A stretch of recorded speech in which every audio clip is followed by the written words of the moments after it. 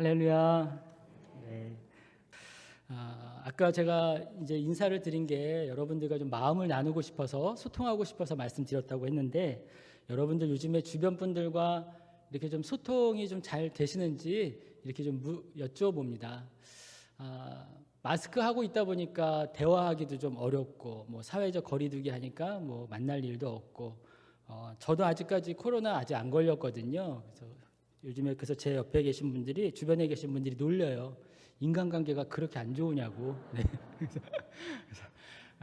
그 정도는 아닌데 어쨌든 조심하면서 지내고 있는데요. 아무래도 좀 시골에 있다 보니까 그렇게 막 이렇게 인천이나 서울처럼 막 이렇게 유행하지는 않는 것 같아요. 현재 대통령 비서실에는 이제 국민소통수석이라고 하는 또 자리가 있을 정도로 소통을 중요시하는 그런 시대를 살아가고 있습니다. 그래서 소통이라는 단어가 사용된 지 꽤 오래됐어요. 그렇죠? 소통, 뭐 불통 그런 단어가 유행된 지 꽤 오래되었는데 그럼에도 불구하고 어려운 단어가 소통인 것 같습니다. 또 너무 사랑해서 저희가 결혼한 부부끼리도 사실 소통이 좀 어려울 정도인데 이렇게 세대 간 어떤 옛날에는 세대 차이라고 말했지만 지금 이제 세대 간의 그런 소통도 굉장히 어렵고 또 직장이나 또 여러 그룹에서 그런 또 나와 또 다른 생각을 가진 사람들과 이렇게 소통하기도 굉장히 좀 어려운 그런 시대를 살아가고 있죠.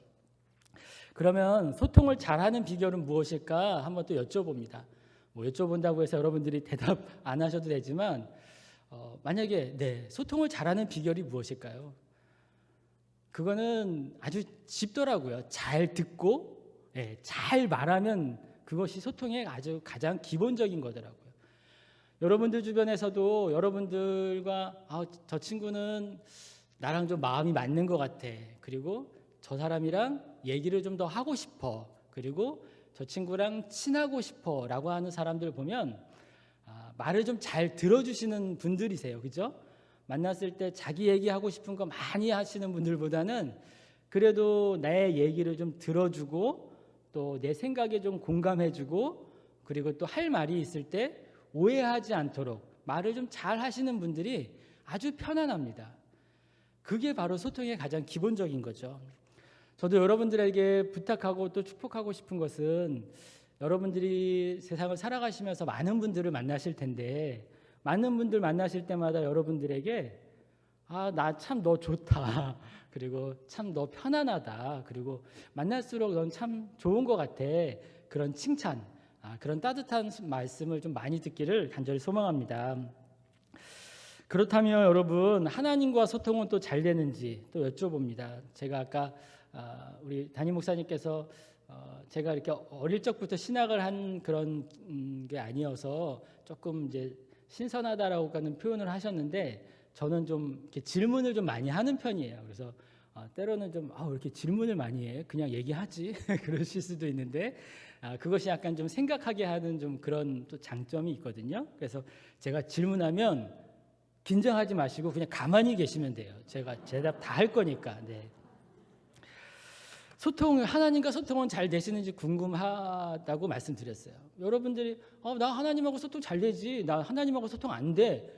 더군다나 이 금요일 저녁에 기도회 자리에 나오신 여러분들이 나 하나님하고 소통 잘 안 돼 라고 대답하실 분은 한 분도 안 계실 거라고 생각합니다.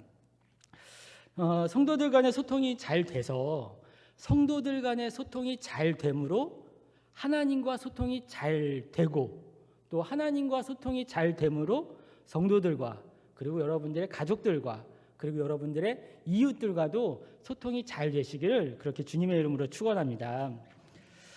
새해일의 작정기도의 기간이라고 제가 알고 있습니다. 그래서 하나님 뜻대로 살게 해달라고 여러분들 기도하시겠죠. 하나님, 저도 어릴 적에 죄송합니다. 저도 어릴 적에 청년 때 하나님 뜻대로 살고 싶습니다. 하나님 뜻대로 살게 해주세요라고 기도를 좀 많이 했던 것 같아요. 이렇게 은혜를 받으면. 그런데 정작 누군가가 저한테 질문은 안 했지만 하나님 뜻이 뭐야? 라고 질문을 한다고 그러면 저는 잘 대답을 못했을 것 같고 지금도 순간순간 이렇게 질문을 하면 대답을 좀 잘 못할 것 같아요. 여러분들에게도 혹여라도 누가 와서 야, 너 하나님 뜻대로 살겠다며 하나님 뜻대로 살겠다고 기도한다며 하나님의 뜻이 뭐야? 라고 누가 여쭤본다면 여러분들은 어떻게 이렇게 대답하시겠습니까? 사실은 대답이 굉장히 간단하기도 하고 또 굉장히 복잡하기도 하지만 너무 다양한 대답을 할 수가 있기 때문에 어느 한 가지만이 정답이다라고 말하진 않겠죠. 청소년들에게 요즘에 이런 질문하면 안 되는 거 아시죠? 이렇게 젊은 분들 보시면 이렇게 사랑하는 사람이 있냐, 아니면 직장은 어디 다니냐, 어디 취업할 거냐, 이제 그렇게 질문하면은 별로 많이 안 좋아한다고 하더라고요. 근데 그게 또 나이 드신 분들은 그게 약간 좀 인사잖아요. 그냥 밥 먹었냐 하는 것처럼 너 요즘 무슨 일해? 너 요즘 무슨 만나는 사람이 있어? 이제 그게 또 어르신들은 인사법이긴 한데 이게 바로 소통이더라고요. 소통이 좀 잘 안 되는 거예요. 요즘 세대 간에. 어찌됐든 저도 이렇게 이제 청소년들 만날 기회가 있으면 그냥 인사로 야, 너 꿈이 뭐야? 이제 그게 옛날에 그냥 많이 하는 질문이잖아요. 너 꿈이 뭐야? 너 뭐가 되고 싶어? 그러면 저희 아이만 해도 그런 거 왜 물어봐? 막 할 정도로 굉장히 스트레스 받아 하더라고요. 그런데 너의 비전이 뭐야? 너의 꿈이 뭐야? 라고 질문하는 것도 굉장히 아이들에게는 스트레스인데 교회에 오면 이런 질문을 해요. 너를 향하신 하나님의 뜻이 뭔 것 같아? 라는 질문을 하죠. 그럼 아이들은 굉장히 환장할 것 같아요. 사실 나중에 뭐가 될 건지 꿈이 뭔지도 사실 생각하기 버거울 정도로 이렇게 살아가고 있는데 나를 향하신 하나님의 뜻까지 질문하면 요즘 친구들은 굉장히 어려워할 겁니다. 그래서 소통의 팁이라고 한다면 이제는 이제 그런 질문보다는 청소년들 또 우리 청년들을 만나면 질문하기보다는 좀 얘기를 좀 들어주시고 또 젊은 친구들이 교회 안에서 활동을 또 많이 할 수 있도록 그리고 또 그들의 생각을 좀 많이 이렇게 이야기할 수 있도록 이제 기성세대가 더 이렇게 좀 기다려주시고 또 들어주시는 자세가 더 많이 필요하다고 봅니다. 그렇다면 이제 오늘 제가 말씀을 이렇게 준비할 때 하나님의 뜻이라고 하는 이제 단어에 중점을 두고 계속 설교를 좀 하려고 합니다. 아까 우리 학생들한테 너희를 향하신 하나님의 뜻이 뭐냐라고 질문하면 진짜 환장할 것 같다고 얘기했는데 그러면 우리 세상을 향하신 하나님의 뜻은 무엇일까 하는 거죠. 하나님의 뜻, 하늘의 뜻이 하나님의 뜻이 하늘에서 이루어진 것처럼 땅에서도 이루어지기를 저희가 그렇게 기도하는 건데 기도하는데 하나님의 뜻은 무엇이냐는 거죠. 더군다나 이 세상을 향하신 하나님의 뜻은 무엇일까 저희가 좀 알고 기도해야 되지 않을까 합니다. 저는 하나님의 뜻이 여러 가지로 설명할 수 있겠지만 저는 예수님이 오신 이유를 좀 보면 하나님의 뜻을 짐작할 수 있지 않을까 좀 생각을 해봅니다. 예수님께서 세례를 받으시고 또 공생의 활동을 이제 시작하시면서 하신 말씀, 아무래도 처음 하신 말씀이 중요한 거 아니에요? 딱 이제 쭉 성장하셔서 딱 등판하셔서 이제 하나님의 아들로서 이렇게 공생의 활동 시작하시는 그 시점이 굉장히 중요할 텐데 그때 하신 말씀이 뭐냐? 회개하라, 천국이 가까웠느니라 라고 하는 말씀을 저희가 잘 알고 있습니다. 즉 예수님이 오신 목적 그리고 예수님께서 하시려고 하셨던 일 그의 첫 번째가 바로 하나님 나라를 선포하는 것이라고 하면 하나님의 뜻 가운데 중요한 부분이 하나님의 나라를 세워가는 것 아니겠느냐라고 짐작할 수 있죠. 이렇게 하나님의 뜻은 첫 번째로 하나님의 나라를 이루어가는 것입니다. 하나님 나라의 원형이라고 할 수 있는 곳이 있다면 에덴 동산이라고 말씀드릴 수 있겠죠. 창세기 1장 31절 이렇게 말씀을 좀 보시면 한번 같이 읽어볼까요? 시작. 하나님이 지으신 그 모든 것을 보시니 보시기에 심히 좋았더라. 저녁이 되고 아침이 되니 이는 여섯째 날이니라. 저는 여기서 이 단어가 참 좋았어요. 하나님께서 보실 때에 보시기에 좋았더라라는 거예요. 하나님께서 창조하시고 그 창조한 모든 모습을 보시고서 보시기에 참 좋았더라는 거예요. 저는 여러분들이 하나님의 마음을 이렇게 좀 공감하셨으면 좋겠어요.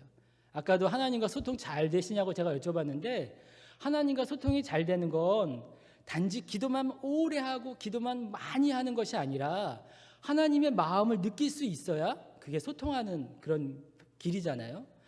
하나님께서 세상을 만드시고 야, 너무 좋다, 너무 아름답다, 보기 너무 좋다라는 거예요. 저는 이것이 하나님의 뜻이라고 생각하는 거예요.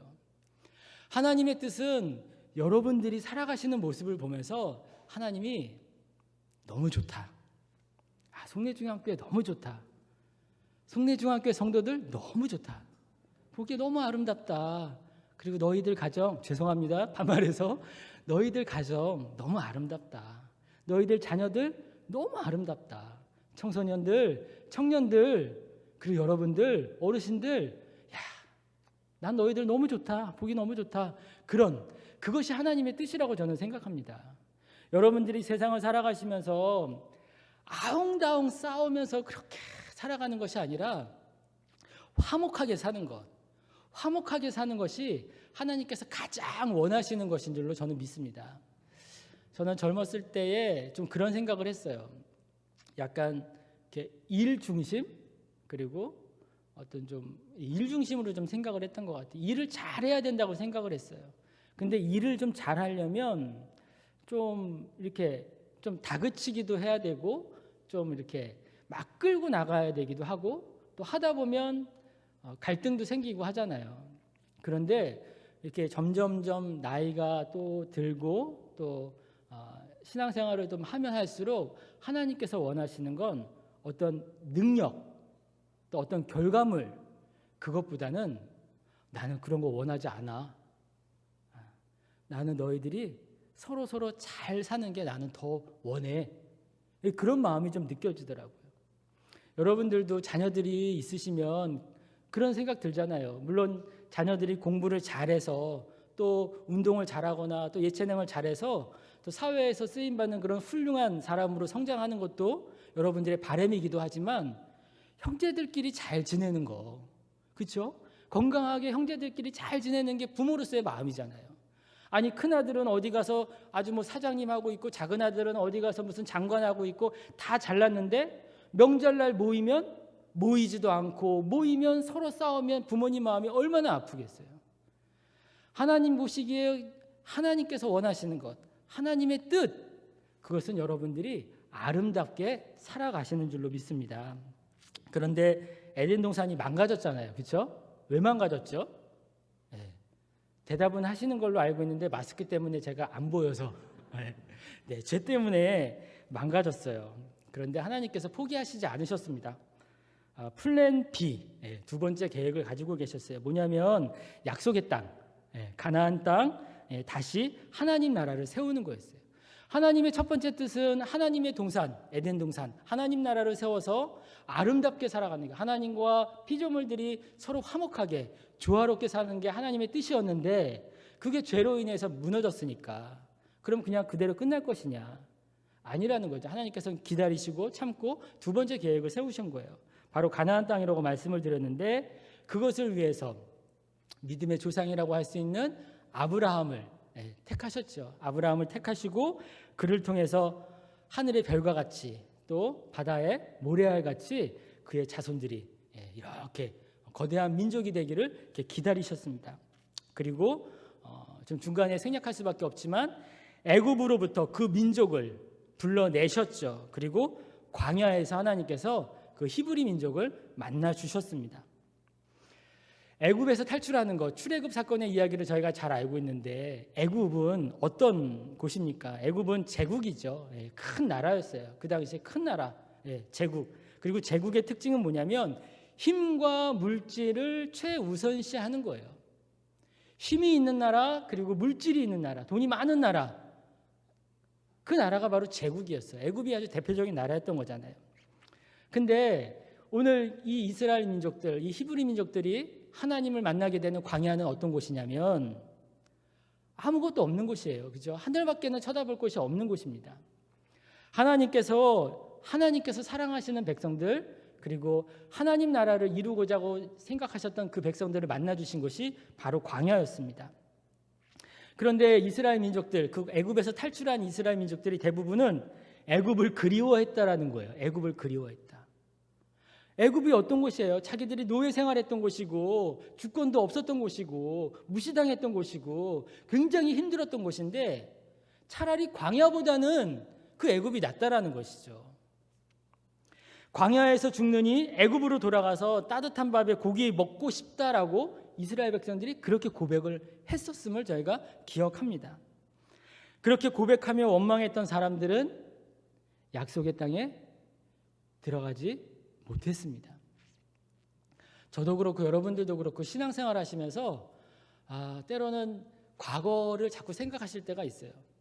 야, 예수 믿으면 교회 다니면 잘 될 것 같아서 신앙생활을 했는데 교회를 다니는데 웬걸? 이 생각보다 잘 안 되는 거예요. 승진할 것 같고 돈도 잘 벌 것 같고 사업도 잘 될 것 같고 우리 아이들 축복받을 것 같아서 내가 그래도 교회 다니고 이렇게 하는데 생각보다 잘 안 될 때, 기대만큼 잘 안 될 때 차라리 옛날로 돌아가는 게 낫지 않냐. 그냥 내가 하고 싶은 대로 살고 헌금 뭐 할 것도 없고 내 마음대로 사는 게 훨씬 낫지 않았을까? 그렇게 후회하는 분들도 계실 수 있다라는 거죠. 그런데 저희가 성경을 통해서 살펴보면 그렇게 하나님을 향해서 원망했던 분들, 또 지도자를 향해서 원망했던 분들이 좋은 모습을 저희가 볼 수는 없었던 거예요. 그래서 저는 여러분들에게 부탁드리건데 신앙생활 하시면서 때로는 좀 답답하실 때가 있으실 거예요. 그리고 또 내 마음대로 되지 않을 때가 분명히 있으실 거예요. 4명, 5명, 3명이서 살아가는 가족 안에서도 생각이 달라서 서로 다투기도 하고 틀어지기도 하는 마당에 이렇게 교회에서 수많은 사람들이 모이는 이 신앙 공동체 안에서 얼마나 많은 생각과 얼마나 많은 여러 가지 이야기들과 그런 부분들이 있을까? 그때일수록 저는 여러분들이 기도하시면서 하나님의 뜻이 무엇일까? 그 뜻을 찾고 그 뜻을 향해서 함께 마음을 합할 수 있는 우리 송내중앙교 여러분들이 되시기를 간절히 소망합니다. 하나님 보시기에 아름다운 인생은요, 이렇게 보니까 부족함 없는 인생이 아니더라고요. 하나님 보시기에 아름다운 인생은 부족함 없이 호의호식하면서 승승장구하면서 살아가는 인생이 아니라 광야에서조차 하나님을 바라볼 수 있는 사람들을 하나님께서는 보시기에 아름다워 하시는 거예요. 여러분들이 생각만큼 이렇게 인생이 잘 풀리지 않을 때, 그리고 생각만큼 기대만큼 행복하다고 생각되지 않을 때, 그때 하나님을 향해서 울부짖으며 기도하실 수는 있지만 절대로 원망하시지 않으셨으면 좋겠고, 바라건대 비록 지금 이 자리가 광야이라고 여러분들이 생각하신다 하더라도 그 광야에서 하늘을 향해서 여러분들이 부르짖고 기도하고 하나님을 바라보신다면 하나님께서 여러분들을 보실 때에 굉장히 짠하실 거예요. 그렇죠? 아들이 기도하는데, 딸이 기도하는데 그 기도를 무시하고 안 듣고 하실 그 부모님이 어디 계시냐라는 거죠. 여러분들이 오늘 이 시간에도 철야에도 나오셔서 기도하실 때에 하나님께서 여러분들의 그 기도, 여러분들의 음성, 여러분들의 눈물, 여러분들이 목소리조차 낼 수 없는 그 찢어지는 마음이 있다 하더라도 하나님께서는 여러분들의 마음을, 그리고 생각을, 그리고 사정을 다 아시고 어루만지시고 또 여러분들의 기도를 들어주시고 응답해 주실 줄로 믿습니다. 제가 간절히 부탁드리는 것은 여러분들이 광야에서조차 그냥 포기하지 마시고 원망하지 마시고 나 다시 돌아갈래 라는 것이 아니라 그럴 때 더욱 하나님을 향해 기도할 수 있는 여러분들이 되시기를 간절히 소망합니다. 광야에서 하나님은 백성들에게 말씀하셨습니다. 레위기 11장 45절 말씀인데요. 함께 봉독하겠습니다. 나는 너희의 하나님이 되려고 너희를 애굽 땅에서 인도하여 낸 여호와라. 내가 거룩하니 너희도 거룩할지어다. 하나님께서 원하시는 것은, 하나님의 뜻은 바로 거룩입니다. 잘 아시죠? 거룩은 세상과 구별됨이라는 것. 세상과의 구별됨은 나는 하나님의 자녀야, 나는 왕의 자녀야, 세상이 감당할 수 없는 존재라고 너희들보다 내가 더 멋져. 이런 모습보다는 광야에서 서게 될 때가 더 많이 있습니다.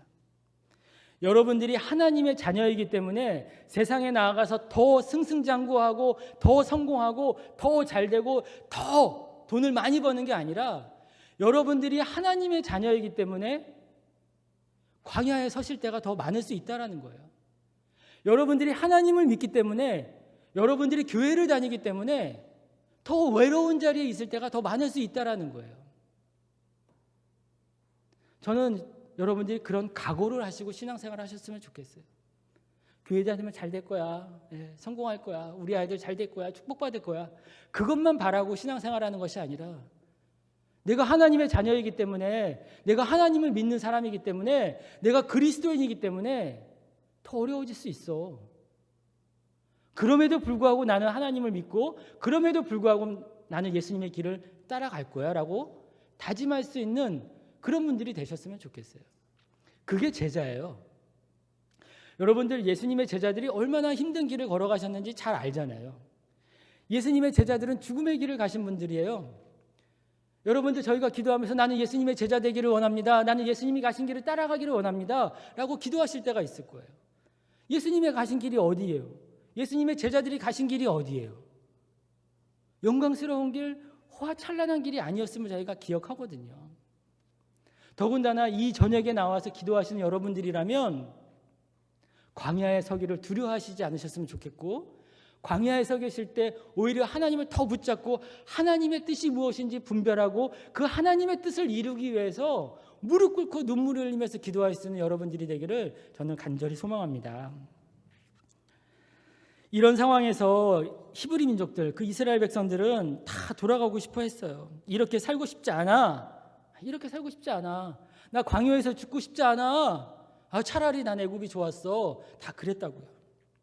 그런데 그들이 정탐꾼, 저희가 잠깐 생각해 보면 정탐꾼들이 그 가나안 땅을 미리 이렇게 염탐하고 정탐하고 왔을 때 대부분의 사람들이 뭐라고 그랬어요? 야, 우리 메뚜기야. 저 사람들에 비하면 우린 메뚜기야. 아무것도 아니야. 우리는 아무것도 할 수가 없어. 여기서 다 죽을 것 같아. 돌아가자 그랬어요. 그런데 여러분들이 아시는 두 사람, 여호수아하고 갈렙은 이야기하잖아요. 아니야. 할 수 있어. 할 수 있어. 우리가 메뚜기가 아니라 저 사람들이 우리의 먹잇감이 될 거야. 하나님께서 약속하신 땅 우린 들어갈 수 있어 라고 하는 그런 고백을 했어요. 사실은 이건 근자감이에요. 근자감이 뭔지 아시죠? 근거 없는 자신감. 근거 없는 자신감이에요. 이스라엘 백성들, 히브리 민족들이 뭐 피지컬, 체격이 좋기를 하겠어요? 아니면 무슨 군사훈련을 받기를 했어요? 아니면 무슨 무기가 있겠어요? 아무것도 없는 사람들이잖아요. 그런데 할 수 있다라는 거예요. 바로 이것이 거룩한 마음인 거예요. 구별된 마음인 거예요. 안 되는 걸 안 된다고 말하지 않고 안 되지만 가능성이 없지만 하나님의 약속이 있기 때문에 그 약속을 붙잡은 자로서 우리가 그 약속에 의지해서 할 수 있다라고 말하는 것이 바로 구별된 마음이고 거룩한 마음이에요.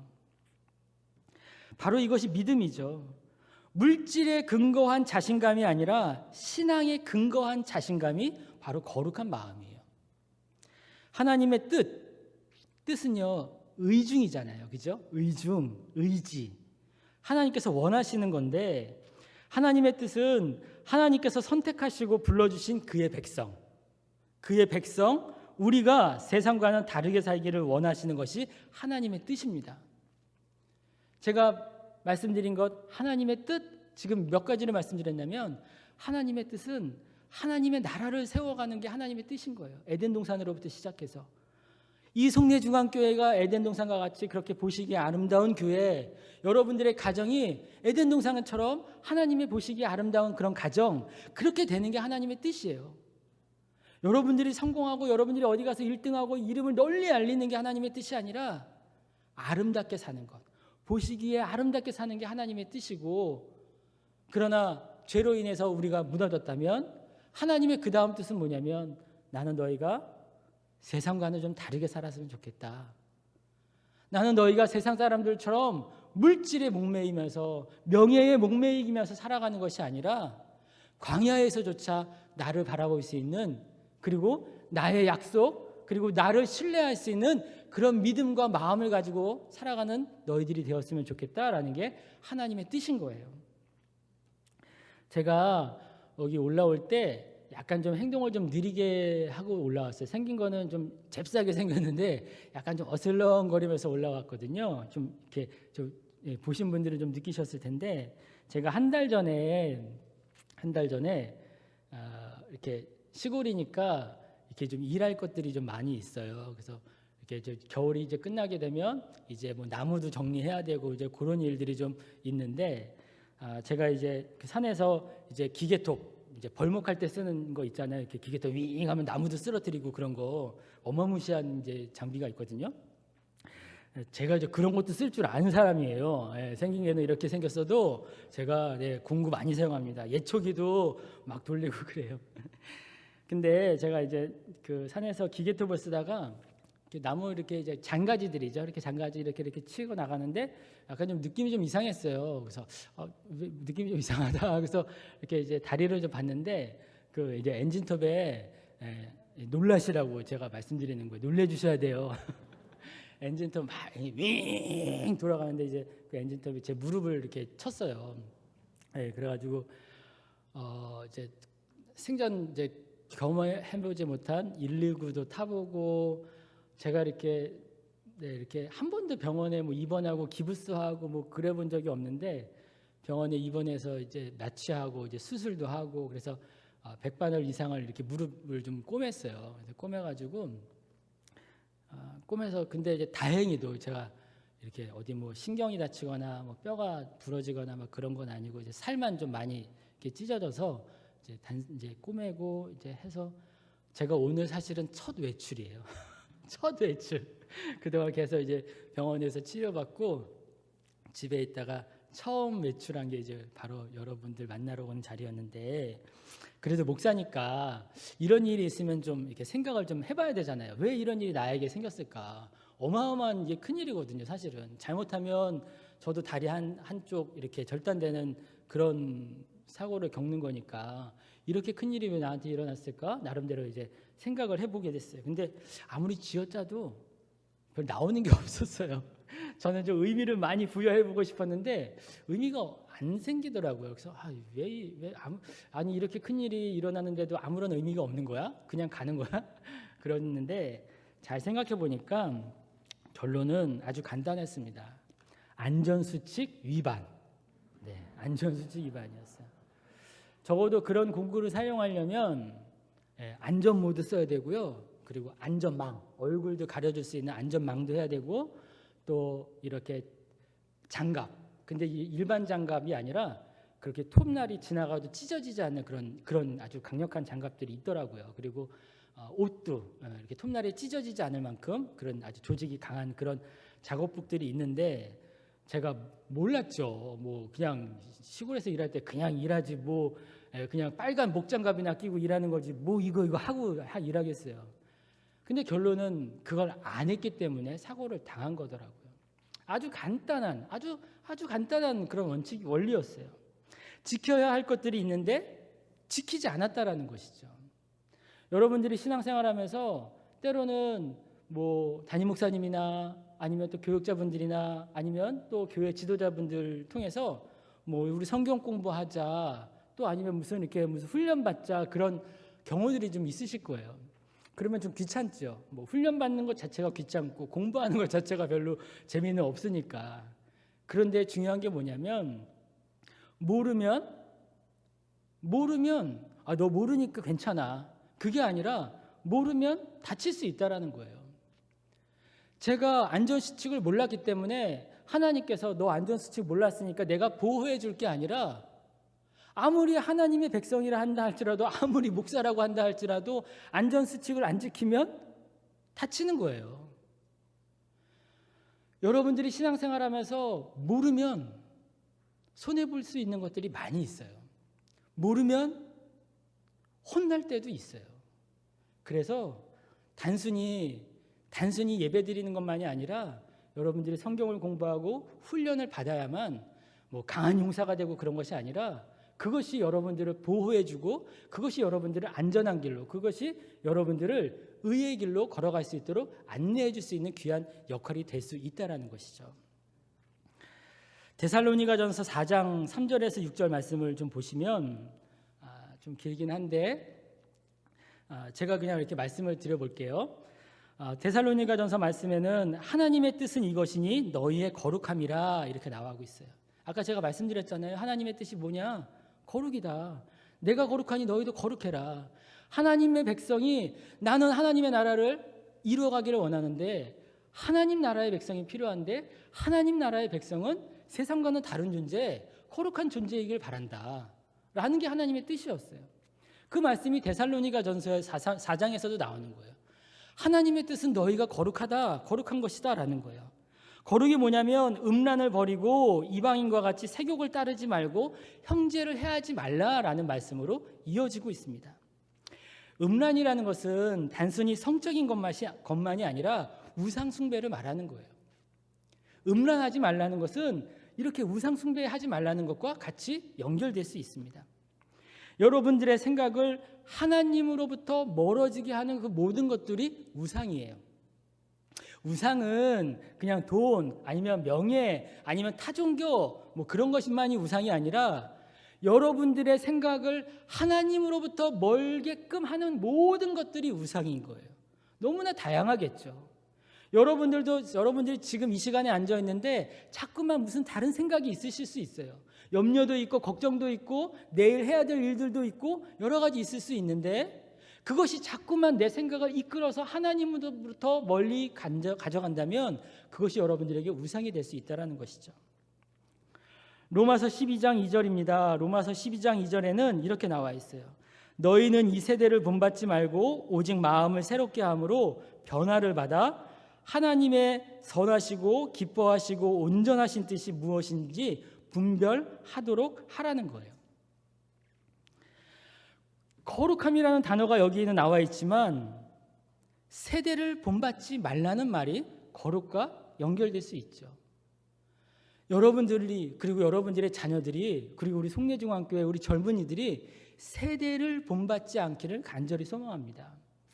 세대를 본받지 않고 오직 마음을 새롭게 하는 거예요. 늘 우리는 죄악 가운데 있을 수 있고 죄가 계속해서 쌓이는 그런 환경 속에 있기 때문에 우리가 마음을 새롭게 하지 않으면 우리는 하나님으로부터 자꾸 멀어질 수밖에 없는 것이죠. 그래서 이렇게 우리의 마음을 새롭게 함으로 말미암아서 하나님의 온전하신 뜻이 무엇인지 자꾸 분별해 내도록 노력을 해야 돼요. 하나님의 뜻은 딱 정해져 있는 것만은 아니잖아요. 큰 틀 안에서 하나님의 뜻이 있다면 순간순간 우리의 삶의 현장에서 나를 향하신 하나님의 뜻이 있으실 텐데 그 뜻을 분별해 내도록 노력해야 되는 것이죠. 하나님의 이 로마서 12장 2절의 말씀이 재미있어요. 하나님의 뜻은 거룩이라고 말씀드렸는데 하나님의 뜻은 거룩인데 거룩하면 하나님의 뜻을 분별할 수 있다라는 거예요. 그렇죠? 세대를 본받지 말고 마음을 새롭게 함으로 하나님의 뜻을 분별하도록 노력하라고 했는데 하나님의 뜻은 우리가 거룩한 것인데 우리가 거룩하려고 노력하면 하나님의 뜻을 또한 분별할 수 있다라는 거예요. 이게 순환 구조죠. 우리가 인생에서 큰 뜻은 하나님의 백성으로서 거룩하게 살면 우리가 거룩하게 살면 하나님의 뜻을 또 알아갈 수 있다라는 거예요. 우리가 하나님의 뜻이 여러분들이 거룩하게 살아가는 것인데 여러분들이 거룩하게 살면 삶의 현장에서 그때 하나님의 뜻이 무엇인지 분별할 수 있는 능력이 있다라는 거죠. 우리가 인생에서 실패하는 이유가 뭐냐면 선택을 잘못하기 때문이에요. 그렇죠? 여러분들 요즘에도 주식하시는 분들이 굉장히 많으실 거라고 보는데 주식에서의 가장 그게 뭐예요? 팔 때가 있고 뭐 살 때가 있고 그런 거잖아요. 근데 이걸 선택을 잘못하면 폭망하기도 하고 뭐 큰 돈을 벌기도 하는 건데 그뿐만 아니라 인생은 이렇게 늘 선택의 연속인데 아담과 하와가 선택을 잘 못했죠. 아담과 하와가 선택을 잘 못했어요. 인생은 선택의 연속인데 그때 어떤 선택을 해야 될까? 선택을 어떻게 해야 될까? 하나님의 뜻대로 선택하셔서 옳은 길을 걸어가시는 여러분들이 되기를 간절히 소망합니다. 그때그때 하나님의 뜻을 분별하려면 평소에 거룩하게 살아야 된다라는 거예요. 하나님의 뜻이 무엇인지 알면 얼마나 좋겠어요. 그러면 뭐 실패하지 않는 인생이잖아요. 근데 그게 늘 어렵죠. 그런데 우리가 평소에 거룩하게 살려고 애쓰면, 우리가 평소에 거룩하게 살려고 노력하면 어려운 일이 있을 때에, 선택해야 될 문제가 있을 때에 하나님께서 여러분들에게 지혜를 주시고 성령님께서 여러분들과 동행하셔서 여러분들이 실패하지 않는 길로, 그리고 여러분들이 하나님으로부터 멀어지지 않는 길로 인도해 주신다라는 거예요.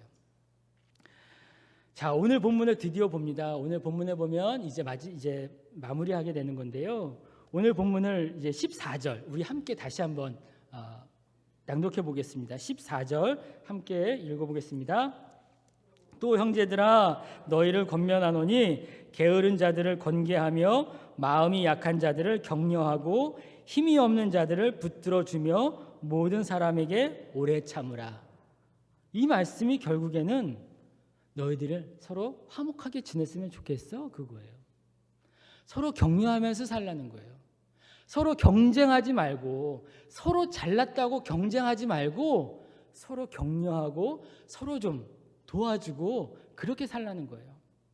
서로 짓밟으면서 살지 말고 그렇게 서로 화목하게 살라는 거죠. 여러분, 교회 안에서 목소리가 시끄러울 때가 있어요. 그렇죠? 때로는 교회 안에서 목소리가 시끄러울 때가 있어요. 설령 내가 아무리 맞고, 설령 저 사람이 아무리 틀렸다 할지라도 그 틀린 것을 막 바로잡기 위해서 내가 큰 목소리를 낸다면 하나님께서 과연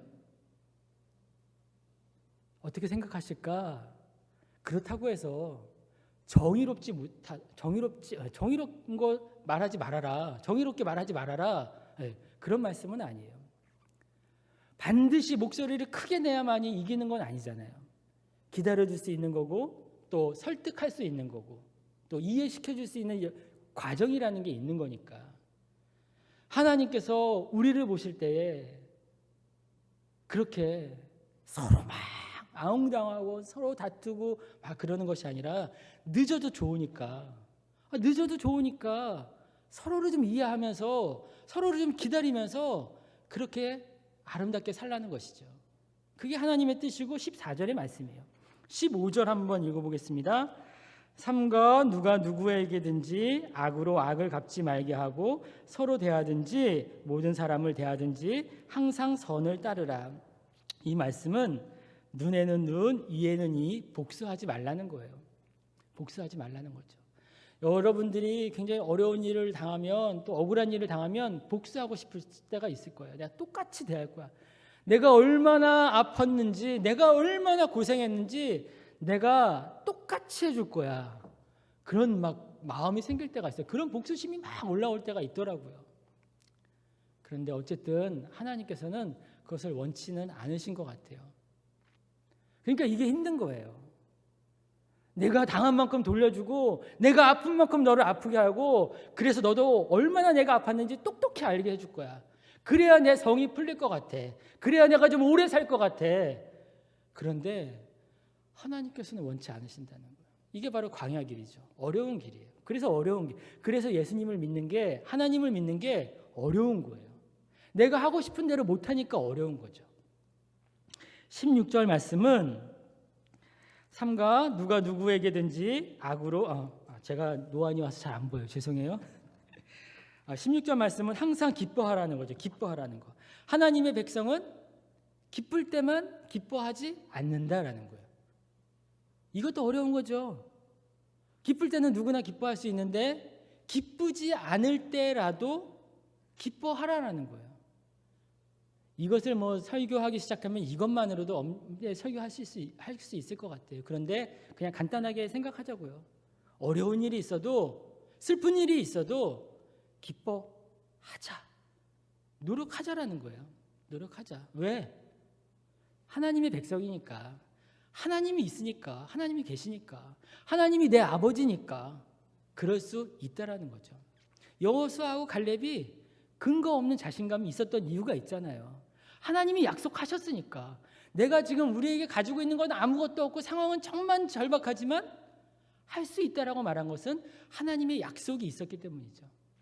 여러분들에게 기뻐할 일이 조금도 1도 없지만 기뻐할 수 있는 이유는 여러분들이 믿는 분이 창조주 하나님이시기 때문인 줄로 믿습니다.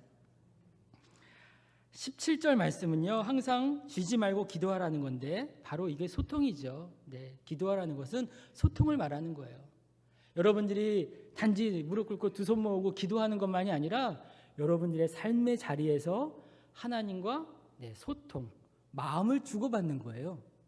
여러분들의 마음만 하나님께 계속 올려드리는 게 아니라 하나님의 마음을 읽을 수 있는 그런 노력하는 자세가 또한 소통인 거예요. 하나님이라면 어떻게 하실까? 지금 나는 이렇게 하고 싶은데 하나님이라면 어떻게 하실까? 하나님의 뜻은 무엇일까? 분별하려고 노력하는 것이 바로 기도하는 자세고 그것이 소통하는 자세인 것이죠. 하나님과 소통이 안 되는데 여러분들이 이웃들과 소통 잘 안 될 거예요. 여러분들이 이웃들과 갈등이 많으면 하나님하고도 소통이 잘 안 될 거예요. 그래서 하나님과의 관계, 이웃과의 관계를 늘 교회에서 이렇게 중요시하는 이유가 이것입니다. 마지막으로 18절, 범사에 감사하라, 이것이 그리스도 예수 안에서 너희를 향하신 하나님의 뜻이니라 라고 하고 있습니다. 하나님의 백성은 감사할 줄 아는 사람입니다. 저는 신앙생활하면서요, 또 특별히 목회를 하면서 가장 마음이 이렇게 짠하고 또 감사하고 그런 게 어쩔 때냐면 성도님들 중에 감사할 이유가 없고 감사할 조건도 없는데 하나님께 감사하시는 분들이 계세요. 네, 계세요. 여러분들이실 수 있죠. 여러분들이신 줄로 믿습니다. 이렇게 목회하다 보면 뻔히 보이잖아요. 더군다나 이렇게 시골에서 목회하면 다 알잖아요. 진짜 뭐 집안에 저는 숟가락까지는 잘 모르겠더라고요. 근데 어쨌든 그 집안 사정을 대략 알잖아요.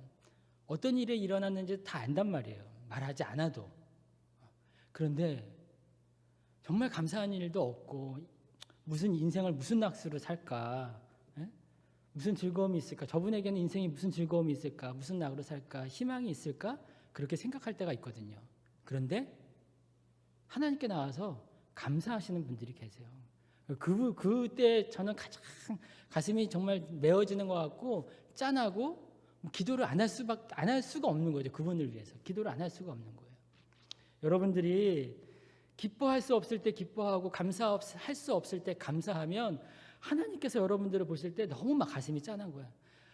하나님 여러분들의 사정을 정말 잘 아실 거 아니에요. 근데 그런데도 불구하고 너가 나한테 나와서 원망하지 않고 기뻐하고 감사하려고 노력하고 기도하려고 노력하고 나의 마음을 헤아리려고 노력하고 더군다나 나의 뜻을 위해서 너가 뭔가를 하려고 노력하는 그게 하나님 보시기에 얼마나 아름다우시겠어요. 얼마나 아름다우시겠어요.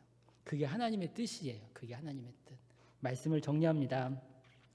땅에서도 이루어지기를 바라시는 하나님의 뜻은 하나님 나라를 회복하는 것입니다. 그리고 그 사명을 저와 여러분들에게 맡기셨고 우리는 거룩함으로 그 사명을 감당하실 수 있는 거예요. 예수님의 고난을 묵상하며 십자가의 길을 따라가는 이 사순절 시간을 보내고 있는데 십자가에서 죽으심으로 이루고자 하셨던 하나님의 뜻, 그렇죠? 십자가를 지심으로 죽음으로써 하나님의 뜻을 이루고자 하셨던 예수님의 그 길을 우리가 지금 묵상하면서 걸어가고 있는 거예요. 하나님 나라와 거룩한 백성의 길을 만들어 가시는 우리 모두가 되시기를 간절히 소망합니다. 다시 한번 마지막으로 정리하면 하나님께서 여러분들을 보실 때에 그리고 여러분들의 가정과 송내중앙교를 보실 때에 보시기에 참 좋다, 보시기에 참 아름답다라고 말씀하실 수 있는 그런 여러분들이 되시기를 주님의 이름으로 간절히 축원합니다. 기도하겠습니다. 하나님 감사합니다. 이 저녁에 저희들 하나님 전 앞에 나오게 하시고 또 무릎 꿇게 하시고 또 마음을 모아 기도하게 하시니 감사합니다. 하나님, 저희들 하나님 보시기에 아름다운 인생을 살아가기를 간절히 소망합니다. 그리고 거룩한 삶을 살아가기를 간절히 소망합니다. 기쁘지 않아도 기뻐할 수 있고 감사한 일이 없어도 감사할 수 있는 그런 하나님의 백성 되기를 간절히 소망합니다.